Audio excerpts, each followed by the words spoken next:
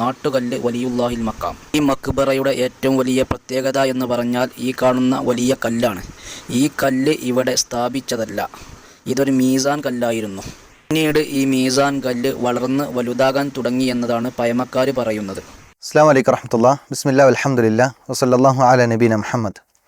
ഏറെ സ്നേഹധന്യരായ സത്യവിശ്വാസികളെ, വിശ്വാസിനികളെ, കേരളത്തിലെ ജാറങ്ങളുടെ കഥ പറയുമ്പോൾ പാലക്കാട് പ്രദേശത്ത് നിലകൊള്ളുന്ന ഒരു ജാറത്തെക്കുറിച്ച് നമുക്ക് ഇന്ന് പഠിക്കാം. ആ ജാറത്തിൽ അടക്കപ്പെട്ട വ്യക്തിയേക്കാൾ ഹൈലൈറ്റ് ആകുന്നത് അവിടെയുള്ള മീസാൻ കല്ലിനെ കുറിച്ചാണ്. ആ മീസാൻ കല്ലിനെ കുറിച്ച് ഒരു സുഹൃത്ത് പറയുന്ന ഭാഗം നമുക്ക് കേൾക്കാം. നാട്ടുകല്ല് വലിയുല്ലാഹിൽ മക്കാം. ഈ മക്ബറയുടെ ഏറ്റവും വലിയ പ്രത്യേകത എന്ന് പറഞ്ഞാൽ ഈ കാണുന്ന വലിയ കല്ലാണ്. ഈ കല്ല് ഇവിടെ സ്ഥാപിച്ചതല്ല, ഇതൊരു മീസാൻ കല്ലായിരുന്നു. പിന്നീട് ഈ മീസാൻ കല്ല് വളർന്ന് വലുതാകാൻ തുടങ്ങി എന്നതാണ് പഴമക്കാർ പറയുന്നത്. അപ്പോൾ ഈ മീസാൻ കല്ലിൻ്റെ വലിപ്പം നിങ്ങൾ കണ്ടല്ലോ, അത് നിന്നുപോയതാണ്, വളർച്ച നിന്നുപോയതാണ്. ഇല്ലെങ്കിൽ അത് വളർന്ന് ആകാശം മുട്ടിയേനെ എന്നാണ് ചരിത്രം പറയുന്നതെന്നാണ് അദ്ദേഹത്തിൻ്റെയൊക്കെ സംസാരത്തിൽ നിന്ന് കേൾക്കാനും മനസ്സിലാക്കാനും കഴിഞ്ഞത്. ഏതായാലും അതിൻ്റെ വളർച്ച നിൽക്കാനുള്ള ഒരു ചരിത്രം കൂടിയുണ്ട്. മമ്പുറത്തെ തങ്ങൾ അദ്ദേഹം വന്ന് അവിടുത്തെ കാഴ്ചകളൊക്കെ കണ്ടപ്പോൾ ഇതിങ്ങനെ വളർന്ന് പന്തലിച്ച് വന്ന സമയം, ഇത് വളർന്നതിൻ്റെ ലക്ഷ്യം എന്താണെന്ന് കൂടി അദ്ദേഹത്തിൻ്റെ സംസാരത്തിൽ പറയുന്നുണ്ട്. ഇത് രണ്ടും നമുക്ക് കേൾക്കാം. ഈ കാണുന്ന മീസാൻ കല്ലിൻ്റെ വലുപ്പം കണ്ടിട്ടല്ല ഈ മഹാന് ജനമനസ്സുകൾ തിരിച്ചറിഞ്ഞത്.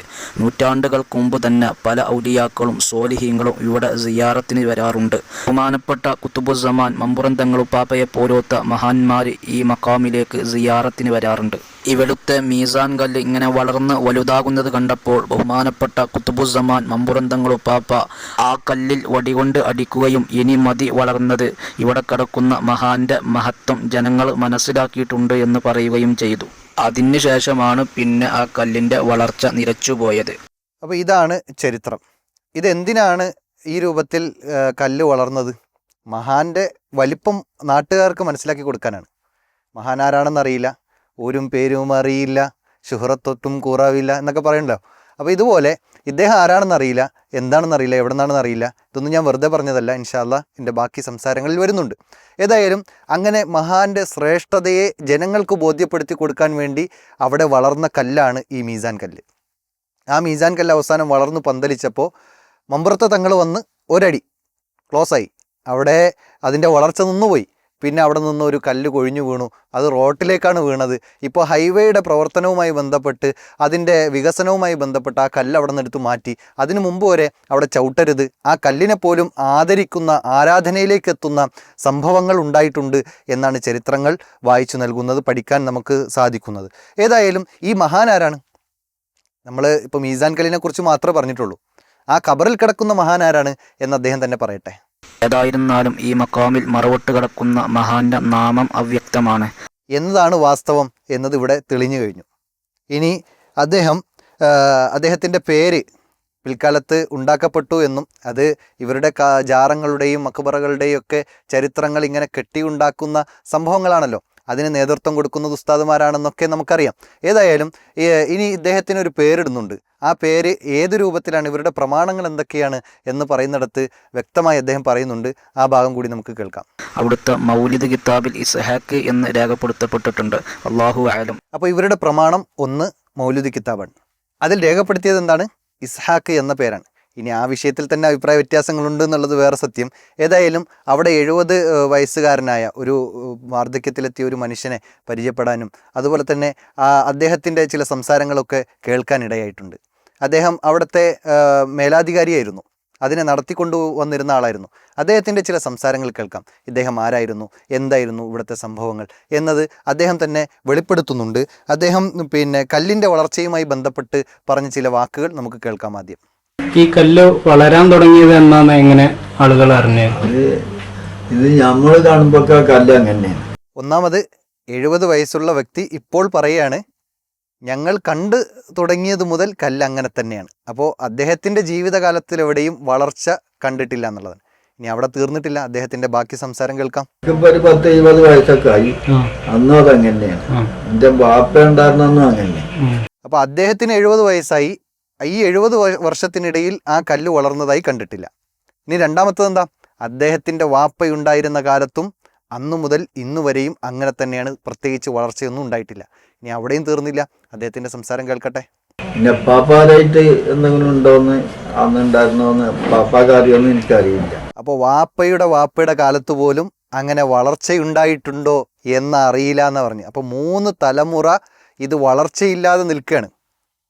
അങ്ങനെയാണ് ഇതിൻ്റെ കല്ലിൻ്റെ രഹസ്യം. ആ കല്ല് വളർന്നതാണോ വളർത്തിയതാണോ അതല്ല ആദ്യം തന്നെ അങ്ങനെയായിരുന്നോ എന്നതൊക്കെ തന്നെ ചരിത്രത്തിൽ ഇപ്പോഴും അവ്യക്തമായി കിടക്കുന്ന ഒരു വിഷയമാണ്.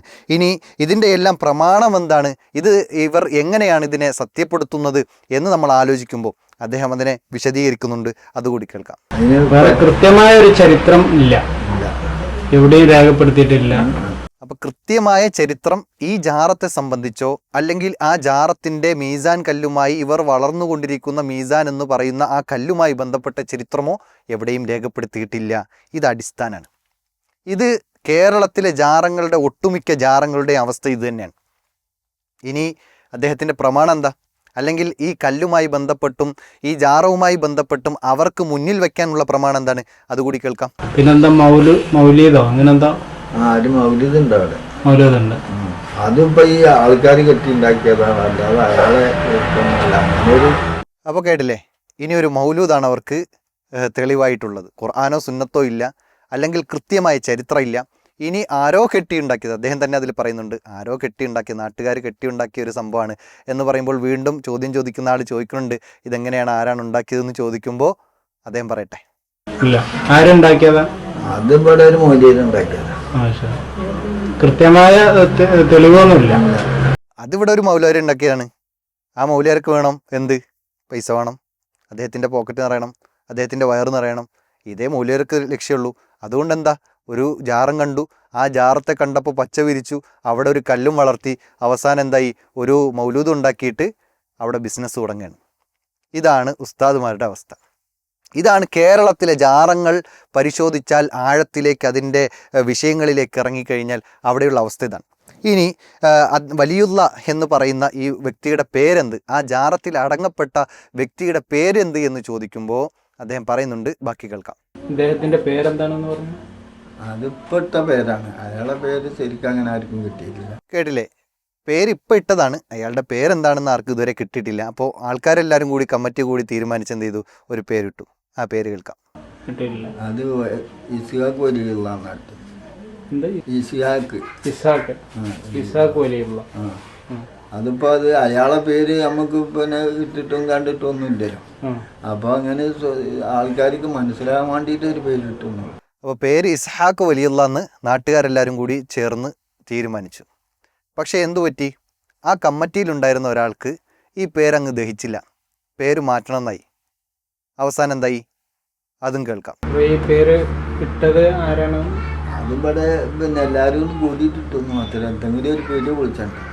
അപ്പം അങ്ങോട്ട് അത് വേണ്ടാന്നും പറഞ്ഞു. അങ്ങനെ ആ പേര് വേണ്ട, അയാൾക്ക് തിരുപ്പതി ഇല്ലെങ്കിൽ നമ്മൾ ആ പേര് ഇടണ്ട.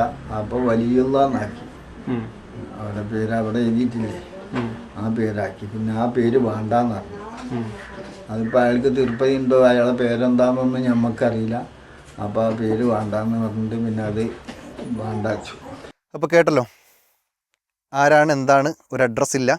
അവസാനം പേരിട്ടു. പേരിട്ടപ്പോൾ കമ്മിറ്റിക്കിടയിൽ ചർച്ചയായി. ഇസ്ഹാഖ് എന്ന പേരിനോട് ആർക്കോ വിരോധമായി. പിന്നെ അവസാനം ഇസ്ഹാഖ് എന്ന പേരില്ല, ഇസ്ഹാഖ് എന്ന പേര് വേണ്ട, വലിയുള്ള എന്ന പേര് വിളിക്കാമെന്നായി. അവസാനം അങ്ങനെ ഒരു ജാറം കിട്ടിയപ്പോൾ അതിനിപ്പോൾ അതിനകത്ത് ബോഡി ഉണ്ടോയെന്ന് തന്നെ സംശയിക്കേണ്ട ഒരു അവസ്ഥയാണ്. ഏതായാലും അങ്ങനെ ഒരു പേരിട്ടു, വലിയുള്ള എന്ന് പേരുമാക്കി.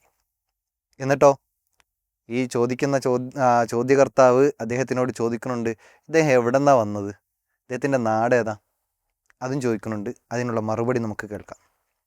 എവിടുന്ന് വന്നതാണ് അതൊന്നുമില്ല, അവിടെ കാണപ്പെട്ടപ്പോൾ ആ യാറ അങ്ങനെ കണ്ടതാണ്. അല്ലാതെ അയാളെ പേരെന്താ, അയാളെ എവിടെ സ്ഥലം, ഏതാ രാജ്യം എന്നൊന്നും അറിയില്ല. കേട്ടല്ലോ സഹോദരന്മാരെ, നാട് എവിടെയാണെന്നറിയില്ല, പേരെന്താണെന്നറിയില്ല, അടക്കപ്പെട്ടത് ആരാണെന്നറിയില്ല, ഇനി ആ ജാറത്തിനുള്ളിൽ ആളുണ്ടോ എന്നറിയില്ല, അത് മുസ്ലിമാണോ കാഫിറാണോ ഒന്നും അറിയില്ല. ഇങ്ങനെയുള്ള ചില ജാറങ്ങളാണ് കേരളത്തിൽ മുസ്ലിമീങ്ങൾ കൈയടക്കി അതിനെ ഒരു വ്യവസായമാക്കി മാറ്റി ആളുകളുടെ വിശ്വാസത്തെ ചൂഷണം ചെയ്തുകൊണ്ടിരിക്കുന്നത്. അവിടെ വഴിയോരത്ത് പോകുന്ന ആളുകളെല്ലാം അവിടെ നേർച്ച ചെയ്തും ക്യാഷ് സമർപ്പിച്ചും കാണിക്ക കൊടുത്തും അങ്ങനെയൊക്കെയാണ് ആളുകൾ പോകുന്നത്. കാരണം ആളുകൾ, പാവപ്പെട്ട ജനങ്ങൾ ഇതിലൊക്കെ വിശ്വസിച്ച് ഈ ഉസ്താദുമാരുടെ സംസാരങ്ങളെല്ലാം കേട്ടും വിശ്വസിച്ചും അതിൽ പുണ്യമുണ്ട് എന്ന് പ്രതീക്ഷിച്ചും പലതും ചെയ്യാൻ തുടങ്ങി. പക്ഷേ ഇതിലൂടെ സംഭവിക്കുന്നത് ഇവരെ ഷിർക്കിലേക്ക്, വിശ്വാസികളായ ആളുകളെ അവരുടെ വിശ്വാസത്തെ തകർത്ത് ഷിർക്കിലേക്ക് കൊണ്ടുപോകുന്നു എന്ന വലിയ ഒരു അപകടം ഇതിൽ ഒളിഞ്ഞിരിക്കുന്നു എന്നതുകൊണ്ടാണ് ഇത്തരം വീഡിയോകൾ ചെയ്യുന്നത്. അതുകൊണ്ട് ഊരും പേരും അറിയാത്ത, ആരാണെന്നറിയാത്ത ഒരാളിനെ വലി എന്ന് വിളിക്കാൻ, അള്ളാഹുവിൻ്റെ വലി എന്ന് വിളിക്കാൻ ഒരു വിശ്വാസിക്ക് ഏതായാലും സാധ്യമല്ല. അതുകൊണ്ട് ഇത്തരം ഖബർ ആരാധനയും ഖബർ പൂജയും ഖബറുമായി ബന്ധപ്പെട്ട അനാചാരങ്ങളും ഇസ്ലാമിന് അന്യമാണ് എന്ന തിരിച്ചറിവ് നമുക്കുണ്ടാകണം. ഇതുപോലെയുള്ള ജാറങ്ങൾ തിരിച്ചറിഞ്ഞ് അതിൽ നിന്ന് പൂർണ്ണമായി മുസ്ലിം ഉമ്മത്ത് വിട്ടുനിൽക്കണം എന്നാണ് ഈ ഒരു സമയത്ത് ഓർമ്മപ്പെടുത്താനുള്ളത്. അള്ളാഹു സുബ്ഹാനഹു വ തആല കാര്യങ്ങളെ സത്യത്തെ സത്യമായി മനസ്സിലാക്കി ഉൾക്കൊണ്ടുകൊണ്ട് ജീവിക്കാൻ, വിശ്വാസ കർമ്മ ആചാര മേഖലകളിൽ കൃത്യമായ നിലപാടുള്ളവരായി മാറാൻ അള്ളാഹു നമുക്കേവർക്കും തൗഫീക്ക് നൽകി അനുഗ്രഹിക്കുമാറാകട്ടെ. വ ആഖിറു ദഅ്വാന അനിൽ ഹംദുലില്ലാഹി റബ്ബിൽ ആലമീൻ.